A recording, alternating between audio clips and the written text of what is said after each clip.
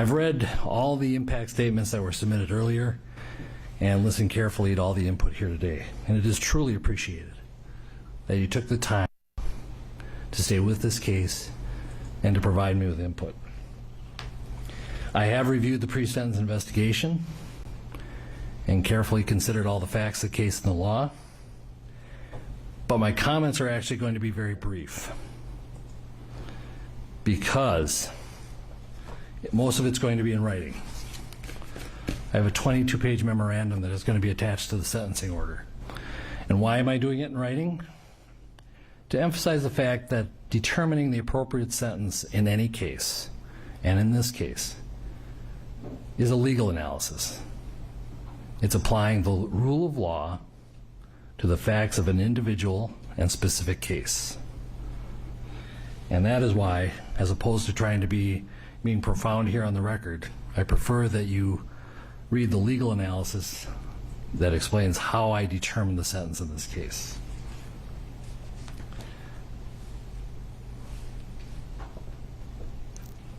What the case is, or what the sentence is not based on, is emotion or sympathy.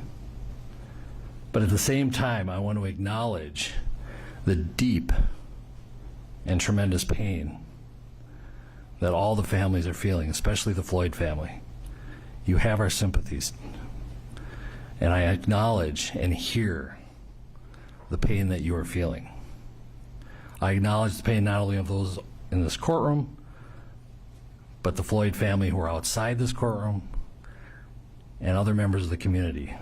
It has been painful throughout Hennepin County, throughout the state of Minnesota, and even the country. But most importantly, we need to recognize the pain of the Floyd family. I'm not going to attempt to be profound or clever because it's not the appropriate time.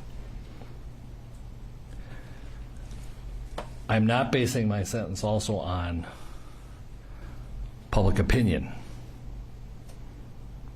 I'm not basing it on any attempt to send any messages. A trial court judge, the job of a trial court judge is to apply the law to specific facts and to deal with individual cases. And so, Mr. Chauvin, as to count one, based on the verdict of the jury finding you guilty of unintentional second-degree murder while committing a felony under Minnesota Statute 609.19 subdivision 2 paren 1, it is the judgment of the court that you now stand convicted of that offense.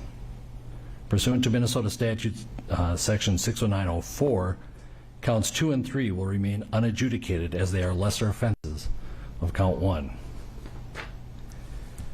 As sentence for count 1, the court commits you to the custody of the Commissioner of Corrections for a period of 270 months. That's 270. That is a 10-year addition to the presumptive sentence of 150 months. This is based on your abuse of a position of trust and authority, and also the particular cruelty shown to George Floyd. You are granted credit for 199 days already served. Pay the mandatory surcharge of $78 to be paid from prison wages. You're prohibited from possessing firearms, ammunition, or explosives for the remainder of your life. Provide a DNA sample as required by law. Register as a predatory offender as required by law. And then you will receive a copy of the order and also the attached memorandum explaining the court's analysis. Anything further from the state? If this needs to be said, we just ask that it be executed forthwith. Defendant is remanded to the custody of the sheriff to be transported back to the DOC or whichever custody is currently holding him. Anything from the defense? No, Your Honor. All right. Thank you. We are adjourned.